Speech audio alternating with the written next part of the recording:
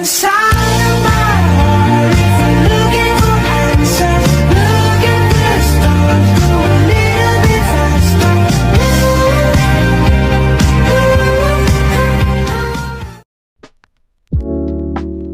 On my first day, I honestly felt like a tiny fish in a huge ocean. The High Court building looked so grand and everyone seemed so professional in their black and white attires. I was nervous that I might mess something up or get in the way, but luckily the officers and the staff were friendly and that helped me ease into the environment. So by the end of the first week, I wasn't so scared anymore. Instead, I started to feel more excited to go in every morning because I didn't know what kind of case I get to observe. Definitely the live proceedings. Reading cases in book is one thing, but actually watching a judge, lawyers and witnesses interact in real time, it's a whole different world. I remember during one cross-examination, the tension was so high you could just feel it in the air. But then in another session, everything was calm, almost routine, with the judge patiently guiding the process. It showed me that the law is not just rules and paperwork, it's also about emotion, strategy and timing.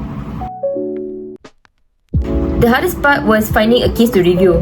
At first I thought, okay, I'll just pick a murder trial or some dramatic criminal case.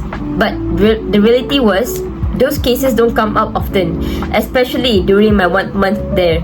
Most cases I saw were civil, probate or family matters. It took me a while and honestly some frustration before I finally came across the Santia case.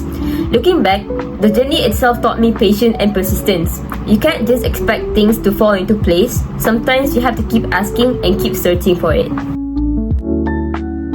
The Santia case was both heavy and eye-opening. It involved a young woman who was charged with the murder of a newborn. The prosecution argued based on the forensic evidence that she knew her actions would cause death, but the defense focused on the psychiatric condition of her and emotional breakdown at the time. In the end, the court didn't convict her for murder, but instead for concealment and disposal of the baby with a much lighter sentence. It was sad, but it also showed me how the court doesn't just look at the actions, they also look at the circumstances as well. I learned that justice is not always about being harsh, it's about being fair. The court had to balance the seriousness of the act with the accused's mental health, age and background. For me, it was a reminder that the law isn't just black and white, it's full of grey areas where compassion and understanding the matter just as much as the rules and evidence.